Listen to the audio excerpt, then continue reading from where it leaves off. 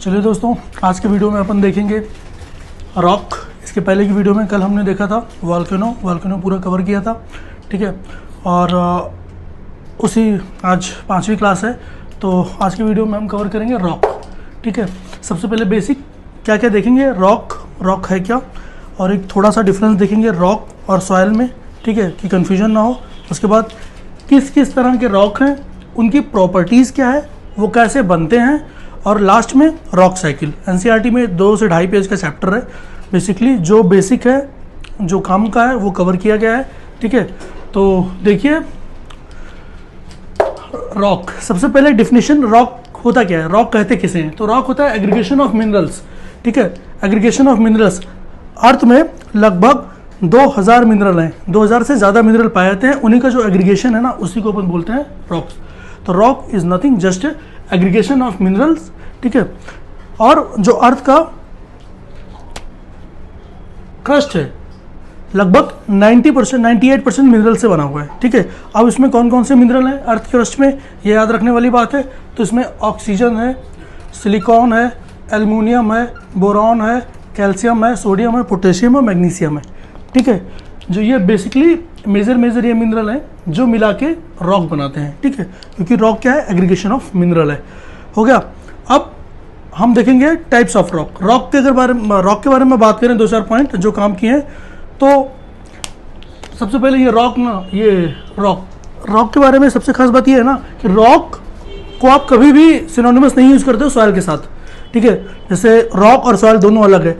जब रॉक में, जैसे रॉक है, कोई भी रॉक है, इग्नियस, सेडिमेंट्री या मेटामॉर्फिक, जब रॉक में ऑर्गेनिक मैटर बोले तो ह्यूमस ऐड होता है ना, तब जाके वो सॉइल बनता है, ठीक है। तो ये डिफरेंस याद रखिएगा, सॉइल और rock. Rock aggregation of mineral है, soil aggregation of mineral plus organic matter बोले तो ह्यूमस वगैरह जब ऐड होता है तो ये सॉइल बनता है। तो रॉक अलग चीज़ है और सॉइल अलग चीज़ है, ये याद रखिएगा, ठीक है। और जो मोस्ट डोमिनेंट मिनरल है अर्थ क्रस्ट पे, वो ऑक्सीजन है, ये आपको पता ही होगा। पर और वो इंटायर अर्थ की बात करें तो वो है आयरन। 2 चीज़ याद रखिएगा, क्रस्ट पे और इंटायर अर्थ पे। तो इंटायर अर्थ पे नीफे आपको याद ही होगा, कोर में ज़्यादा है तो उसमें आयरन है, और पूरे क्रस्ट की बात करें तो ऑक्सीजन है, ठीक है। अब देखते हैं अलग अलग टाइप ऑफ रॉक, ठीक है। तो ये रॉक है, रॉक मेनली 3 तरह का डिवाइड किया गया है, इग्नियस है, सेडिमेंट्री है, मेटामॉर्फिक है। इग्नियस रॉक को हम पैरेंट रॉक बोलते हैं और प्राइमरी रॉक बोलते हैं। क्यों? क्योंकि ये सीधा मैग्मा, लावा से बनता है। जब भी वॉल्केनो होता है, वॉल्केनो से जो लावा निकलता है उससे जो रॉक बनता है वो सीधा इग्नियस रॉक बनता है। अब लावा कितना गर्म होता है, जब लावा निकलता है तो उसमें कितनी हीट होती है, कितना टेम्परेचर होता है, इसी वजह से उसमें कोई फॉसिल पाया ही नहीं जाता है, ठीक है। कोई फॉसिल पाया नहीं जाता है। क्रिस्टलाइन इन नेचर, जो इग्नियस रॉक है इसका नेचर क्रिस्टलाइन होता है। इसकी जो क्रिस्टलाइन, जो इसका रॉक है वो क्रिस्टलाइन होना किस चीज़ पे निर्भर करता है, रेट ऑफ कूलिंग पे। अगर रेट ऑफ कूलिंग ज़्यादा होगा तो साइज ऑफ क्रिस्टल कम होगा, ठीक है। मतलब अगर बहुत तेज़ी से कूल हो रहा है, समझ रहे हैं, जैसे ज्वालामुखी निकला, लावा निकला, अगर वो लावा बहुत तेज़ी से कूल हो रहा है तो जो साइज ऑफ क्रिस्टल होगा वो बहुत स्लो होगा।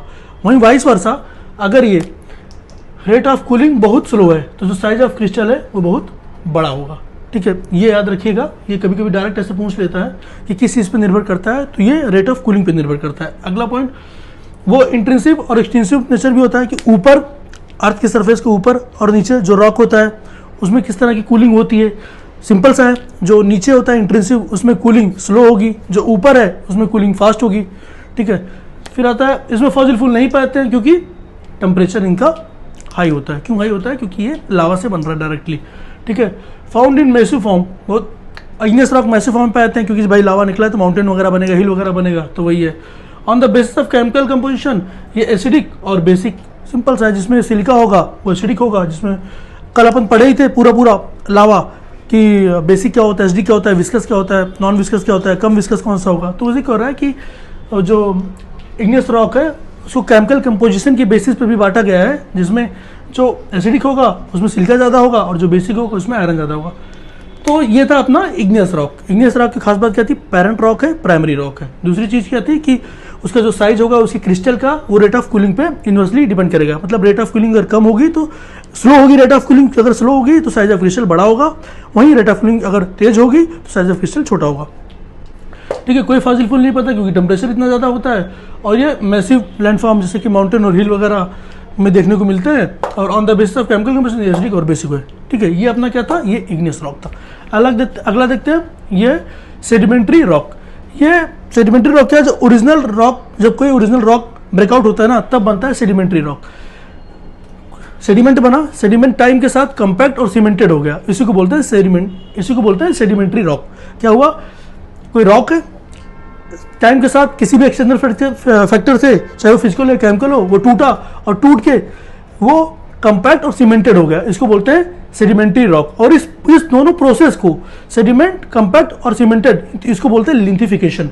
तो क्वेश्चन सीधा सा पूछ लेगा कि इनमें से इग्नियस, सेडिमेंट्री और मेटामॉर्फिक में से लिंथिफिकेशन किस में इन्वॉल्व होता है, तो याद रखिएगा ये सेडिमेंट्री में होता है। ठीक है, और इसको ऑरिजिन के बेसिस पे 3 पार्ट में डिवाइड किया गया है। फिजिकली, जैसे कोई मैकेनिकल एजेंट, अगर जैसे कोई रॉक को अगर तोड़ने के लिए कोई मैकेनिकल एजेंट, जैसे आइस हो गया, रनिंग वाटर हो गया, ठीक है, ओशन करंट हो गया, अगर इसकी वजह से टूटता है रॉक तो ये फिजिकली हो गया। केमिकली क्या हुआ, अब जो बड़ी बड़ी चट्टानें होती है ना, उसमें स्टेलाकाइट और स्टेलामाइट होती है, मतलब जो आयंस, जो बड़ी बड़ी चट्टानें होंगी उसमें ड्रॉप आउट के फॉर्म में निकलते रहते हैं, तो धीरे धीरे धीरे उसमें कुछ साल्टी नेचर का भी होता है, कुछ कैल्शियम कार्बोनेट होता है, तो ऊपर और नीचे ऐसे स्ट्रक्चर बनते रहते हैं। ठीक है, उसी को अपन ये केमिकली में, तो जो ऊपर निकलता है उसे उसे स्टेलाकाइट कहते हैं और नीचे स्टेलाग्माइट कहते हैं। ठीक है, और ऑर्गेनिकली तो सीधा प्लांट और एनिमल जब बहुत टाइम के साथ प्रोसेस के साथ वो दबते जाते हैं तो कोल वगैरह बनते हैं, तो ये उसमें हो जाएगा सीधा। 3 है, फिजिकली, केमिकली और ऑर्गेनिकली, तीनों देख लिया।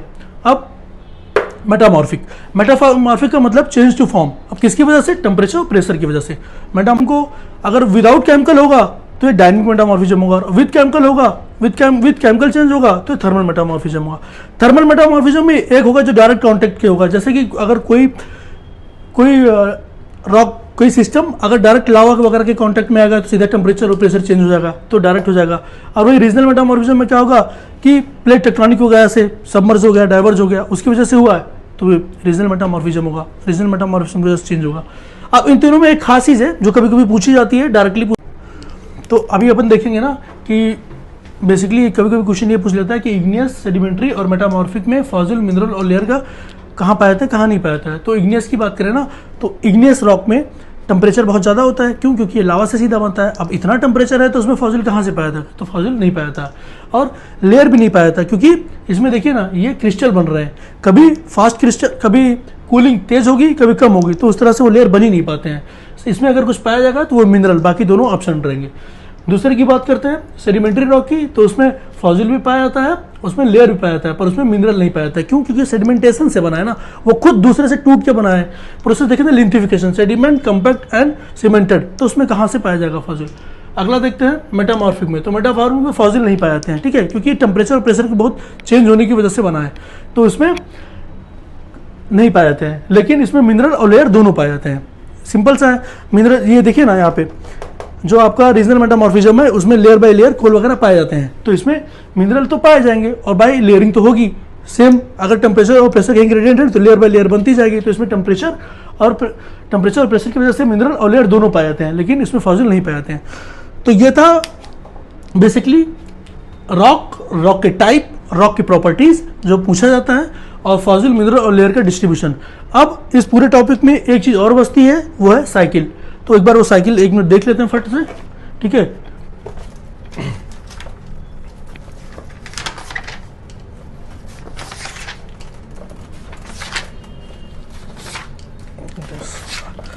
कहाँ चली यार साइकिल। ठीक है ना, बहुत है। अब इसमें देखेंगे हम रॉक साइकिल। ठीक है, तो शुरू करेंगे हम कूलिंग एंड सॉलिडिफिकेशन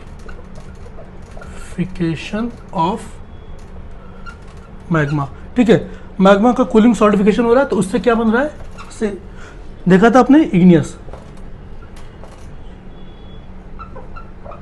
ठीक है, इग्नियस, फिर अब ये इग्नियस टूट रहा है, सेडिमेंटेशन लिंथिफिकेशन हो रहा है,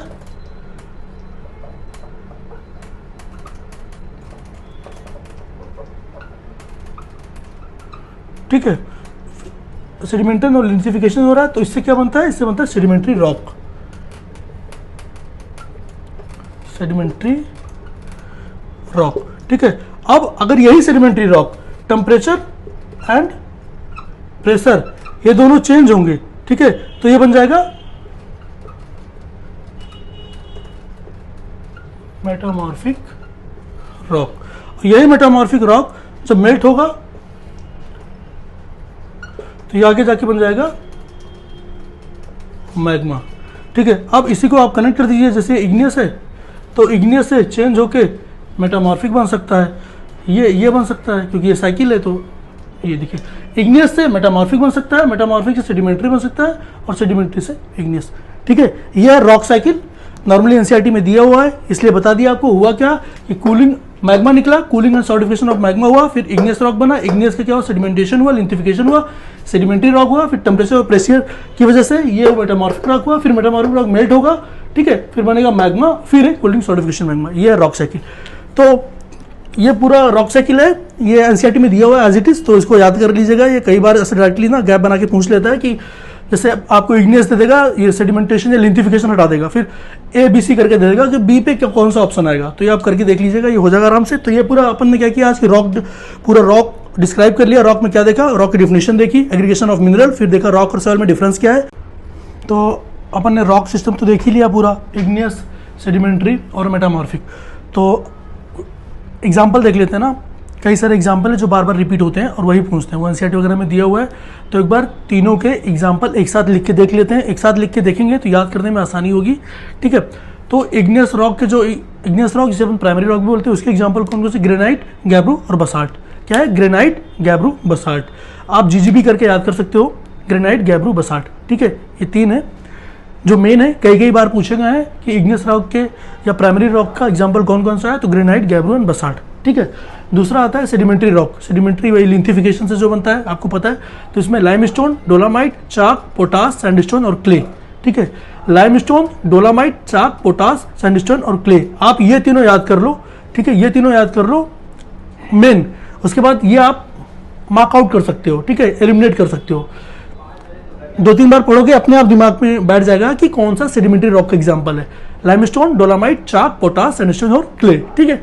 फिर मेटामॉर्फिक रॉक, वही मेटामॉर्फिक रॉक कौन से थे, जो प्रेशर, हीट, टेम्परेचर की वजह से चेंज हो जाते थे, ठीक है। तो ग्रेनाइट पे जब प्रेशर पड़ता है तो नीस में बदल जाता है, क्ले पे जब पड़ता है ना, क्ले शेल पे जब पड़ता है तो सिस्ट में बदल जाता है, सैंडस्टोन पे जब हीट पड़ती है ना क्वार्टजाइट में बदल जाता है, और लाइमस्टोन में जब हीट में रखा जाता है तो मार्बल में होता है। मतलब इसकी वजह से, प्रेशर की वजह से, ग्रेनाइट प्रेशर की वजह से नीस, और क्ले और सेल प्रेशर की वजह से सिस्ट, और सैंडस्टोन हीट की वजह से या टेम्परेचर बोल सकते हैं क्वार्टजाइट, और लाइमस्टोन हीट की वजह से मार्बल। तो ये आपको पूछेगा 1-2 बार, ये याद कर लेना, कोशिश करना कहीं भी लिख के चिपका लेना।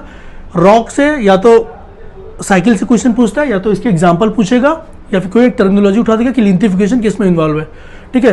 तो ये सब देख लीजिएगा। उम्मीद है आपको लेक्चर पसंद आया होगा, जो भी हो रिव्यू करिएगा। Thank you very much.